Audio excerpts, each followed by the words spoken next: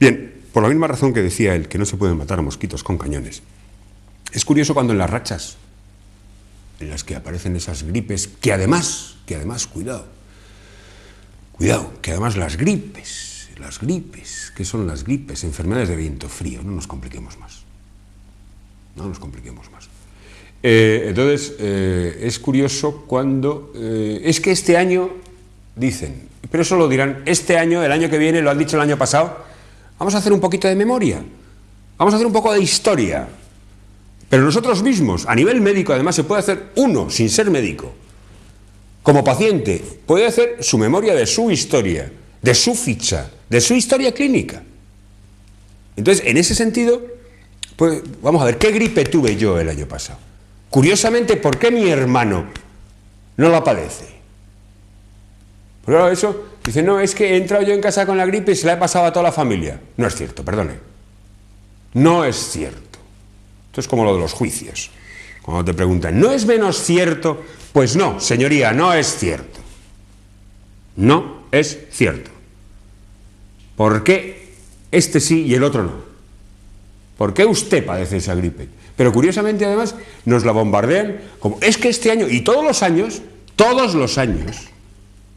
la gripe es horrorosa. Todos los años.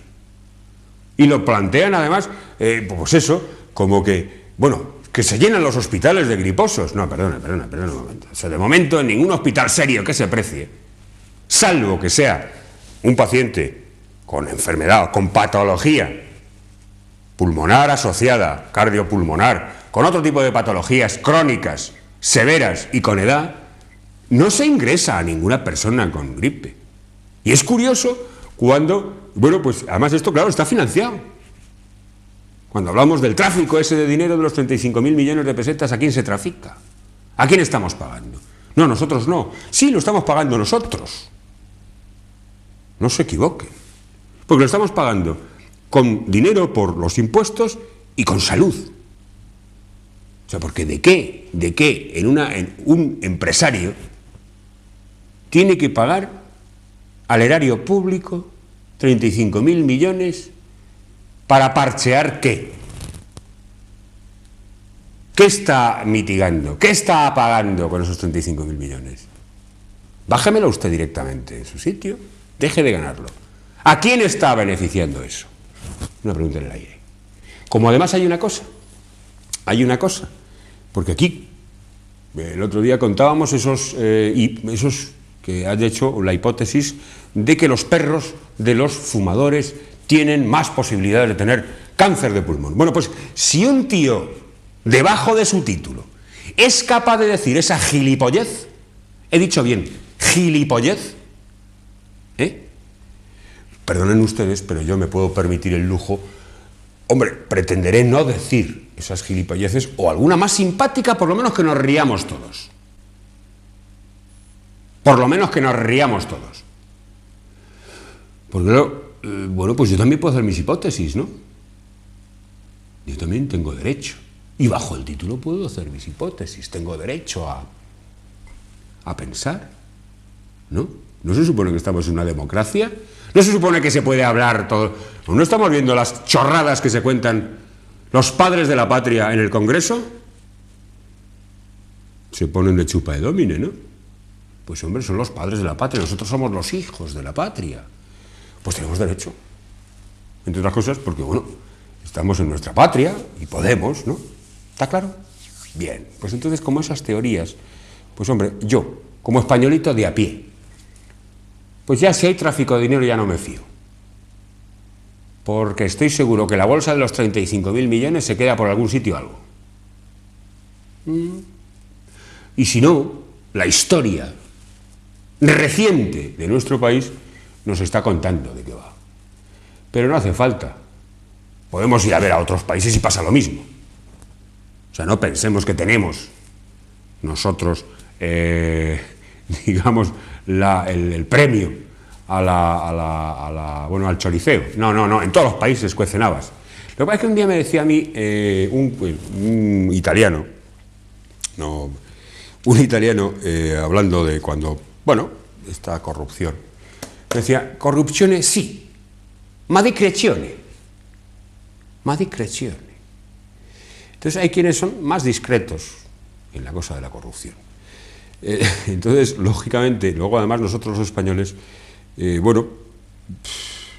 somos bastante cáusticos, podemos llegar a ser muy cáusticos, irónicos, y bueno, la verdad es que somos muy descreídos, lógicamente, pues, hombre, pues, claro, después de lo que estamos viendo, después de lo que hemos visto. Pero hay una cosa que no es de recibo, y es el tráfico que se está haciendo concretamente con nuestras SS, con nuestra seguridad social. Y encima que nos están acogotando con que, porque además, cuidado, o sea, los que no estamos en ese régimen, es decir, los que no tenemos nada que ver con la seguridad social, claro, lo vemos también ya desde otro punto de vista, como diciendo, pero chico, esto es un mamoneo. Un mamoneo. Obviamente, el profesional que está, yo he estado trabajando, creo que ya grabamos un programa sobre el desamor que puede producir a un profesional de verdad, vamos, de verdad, o que se toma su profesión, bueno, pues con algún tipo de cariño o la utopía, o yo qué sé, lo que sea, ¿no? El desamor que te puede llegar a generar, en el sentido de que te consideras un representante de laboratorios. Y claro, hombre, para eso no hace falta hacer una carrera. De hecho, compañeros que yo he tenido que no han terminado la carrera se han dedicado luego a ser representantes de laboratorio. Y viven muy bien, quiero decir que a lo mejor ganan más dinero que yo. Está claro, es decir, entonces pues tampoco había hecho falta que yo hubiera terminado la carrera. Yo también sé hablar, no escupo al hablar, y bueno, pues sé estar en los sitios, entonces pues bueno, pero yo no soy representante de laboratorios. Entonces, no, me voy. No quiero pasar por ese aro. No quiero pasar por ese aro. Entonces, hemos visto cómo los fármacos, por supuesto que son necesarios. Por supuesto que tengo que colocar una cefalosporina en una infección respiratoria, en una infección renal, donde a lo mejor, si le doy tiempo a ese bicho a que trabaje, me va a producir un deterioro a nivel del parénquima renal, y va a acabar eso en una nefritis, o va a acabar eso en una pielonefritis, o va a acabar destruyéndome el riñón, y el riesgo de que ese paciente tenga que acabar haciendo una diálisis o haciéndose un trasplante, por supuesto, hay un problema de sopesar los riesgos, por supuesto. Pero cuidado, cuando yo coloco, y perdón que he dicho cuidado, no vuelvo a decirlo más, cuando yo coloco una pauta de tratamiento del antibiótico que sea, por supuesto es el más potente y no va a ser el que puede comprar. Porque además es curioso, cuando nosotros colocamos un antibiótico, es de última generación y nunca está en la boca de los demás. Esto es curioso, porque una de las obligaciones que hay que tener es estar al día de lo que está pasando. Entonces, si colocamos a un paciente una pauta, es la pauta, el primer día que se la coloco, yo ya sé el día que tengo que terminar, tengo que saber, o al menos prever, porque hay una cosa clara también, y es que un cuerpo humano no es el mismo el suyo que el mío, ni el de al lado ni el del frente. Esto no es como el motor de un coche. Cada uno responde de una u otra manera. Pero, por lo menos, tener un proyecto, hay que tener un proyecto. Y saber de los efectos secundarios de ese fármaco que vamos a colocar. Conocer dónde falla ese paciente, qué debilidades tiene, para, por supuesto, colocarle el que no tenga que eliminar por el órgano que está cojo, el que no tenga que metabolizar, o al menos que lo metabolice en lo mínimo posible, o que me pueda permitir a mí el ayudarle para que eso le sea lo menos problemático posible. Esto va así. Entonces no sirve el que, bueno, además la gente se automedica, vas a algún sitio, a una farmacia y tal, no, oiga, necesito, deme un antigripal. ¿Qué es un antigripal? Pero así, entre nosotros, si hay algún médico que nos está viendo, hombre, que llame por teléfono, hombre, y que me diga qué es un antigripal. ¿Qué es un antigripal? Porque la definición de antigripal se la han inventado. ¿Quién se la ha inventado? ¿La hemos inventado los profesionales? ¿A que no? ¿Quién se ha inventado la tontería del frenador? Vamos, es absurdo. Usted ya tiene el catarro y punto. Por mucho frenador que se ponga ya me contará. Además, un catarro, una gripe son 7 días. Tome usted frenador o no lo tome. Tome usted antibiótico o no lo tome. Son 7 días. Porque entre otras cosas, aunque se tome usted antibiótico, lo que va a generar son resistencias para otros problemas de verdad serios que ese grupo de estudio de la Organización Mundial de la Salud ya está descubriendo. Por ejemplo, hoy queríamos hablar un poco de la malaria. De la malaria en el sentido de que es una enfermedad donde realmente la farmacología tiene mucho que hacer y mucho que decir. Y debe hacerlo porque es la única solución. La quinina, eso que hemos visto en las películas, cuando alguien, en las películas pues antiguas, las películas y modernas, o sea, porque cuidado, tengamos en cuenta que la malaria, el paludismo, eso que transmite el mosquito Anopheles hembra. Cuidado, esto no es feminismo ni antifeminismo, esto es ciencia, esto es biología, es el mosquito Anopheles hembra. Y eso lo ha puesto Dios, lo sabemos. A través de sus glándulas salivares,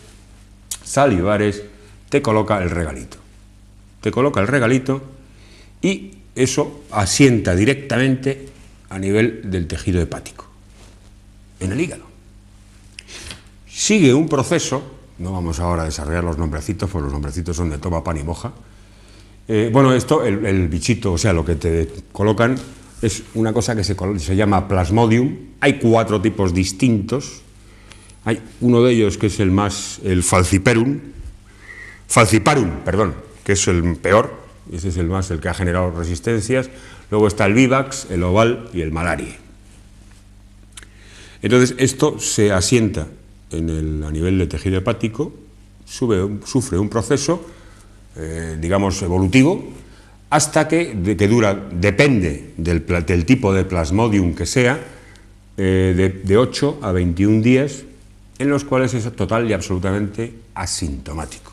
Es decir, el paciente no tiene ningún cante de síntomas, ningún dolor, nada.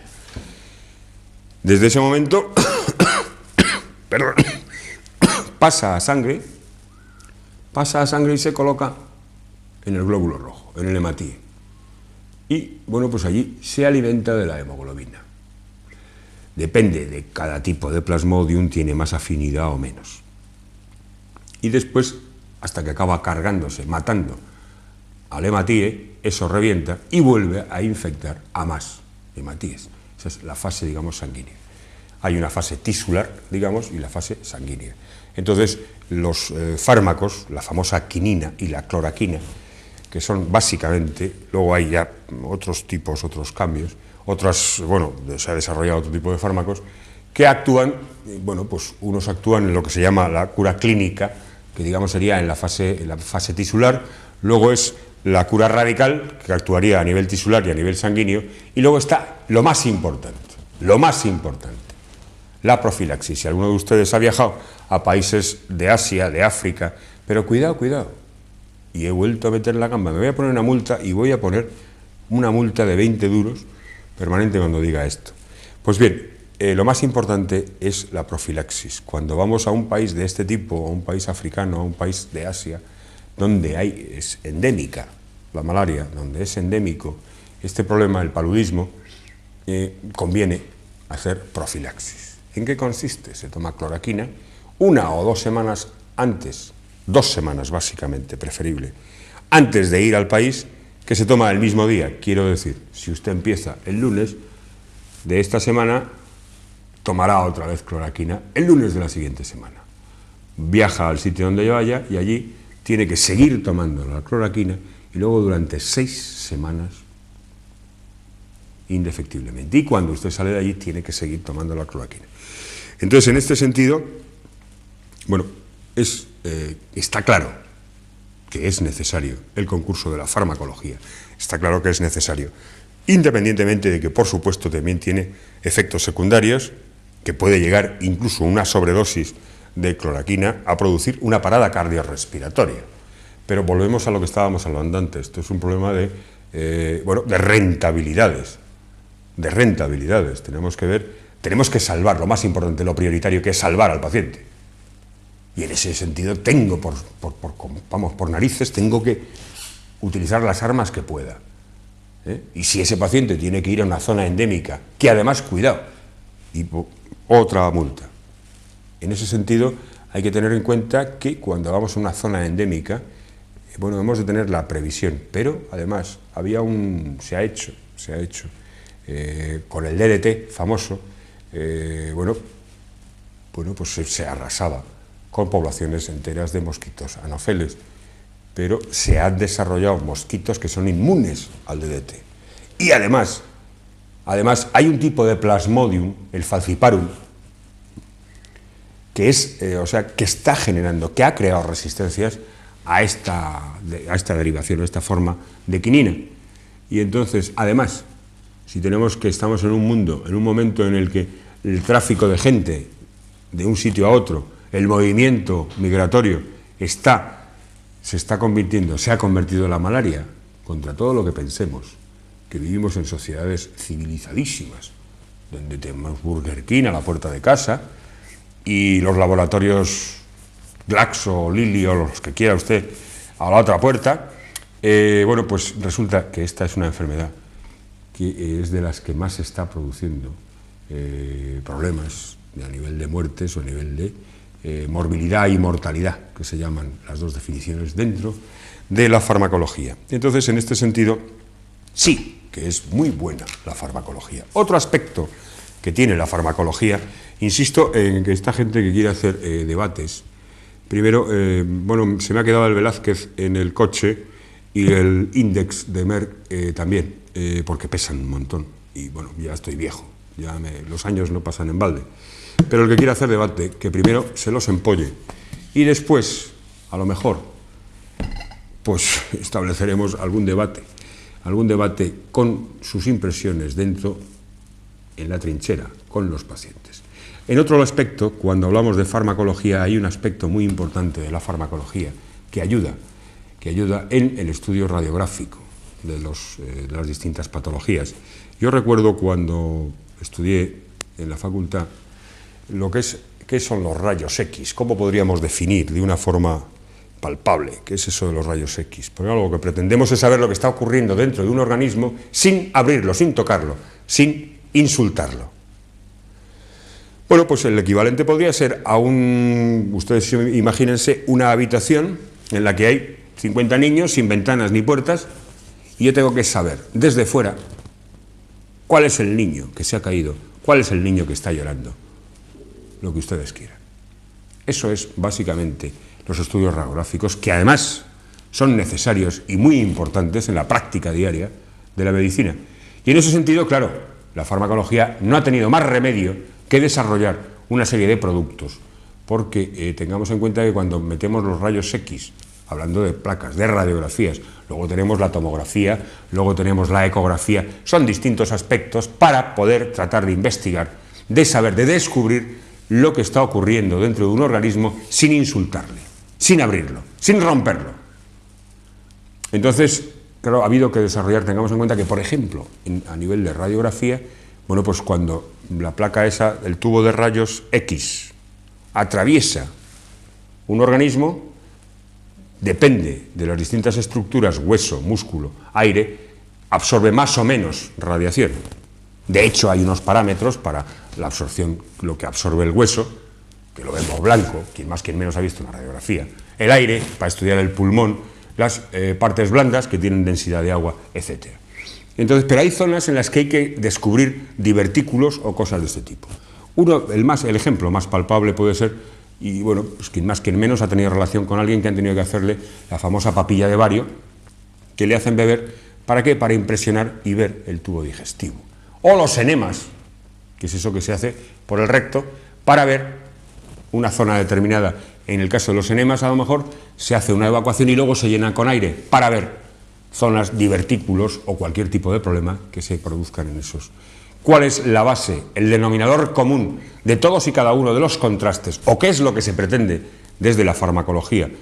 Pues, hombre, se pretende de que todos esos contrastes, todas esas sustancias que estamos colocando única y exclusivamente para diagnóstico, para diagnosticar a nivel, para impresionar la placa, para que podamos ver lo que está ocurriendo, deben ser inocuas, tienen que eliminarse total y absolutamente, sin pasar, o al menos en lo mínimo posible, y actualmente ya eso sí está desarrollado, al menos en casi todos los productos, salvo en situaciones muy especiales, en las que se eliminan al 100% y no se absorben, no pasan al torrente circulatorio. En fin, en ese sentido, hasta aquí hemos pretendido dar un pequeño estudio, un pequeño repasillo a lo que es la farmacología. Y en este sentido, claro, esto ha generado, lo que hablábamos al principio, no se me ha ido, ha generado, bueno, pues una inquietud. Y claro, pues nos han hecho un reto, algunos telespectadores, algunos pacientes de la Fundación, en el sentido de que cuando hablábamos el otro día de los hongos, el otro día, bueno, pues que hay una serie de fórmulas magistrales que son las auténticamente reales, son las que se utilizaban. Lo que pasa es que, bueno, salvo los que estamos dentro de la cosa que utilizamos para nosotros, personalmente, o para nuestros familiares, o para nuestros pacientes, cuidado. Bueno, pues en este sentido se va a abrir, digamos un poco, en ese sentido vamos a ver si hacemos, no sé cómo, y el jefe verá cómo lo hace, pero se va a hacer un club en ese sentido para, bueno, por lo menos la garantía, bajo, por supuesto, la garantía de un profesional que asume la responsabilidad bajo su título y desde bueno, desde la Fundación y desde todos nosotros, para, por lo menos, no hacer daño, que ese es el fundamento del juramento hipocrático. No hacer daño. Buenas tardes y hasta la próxima.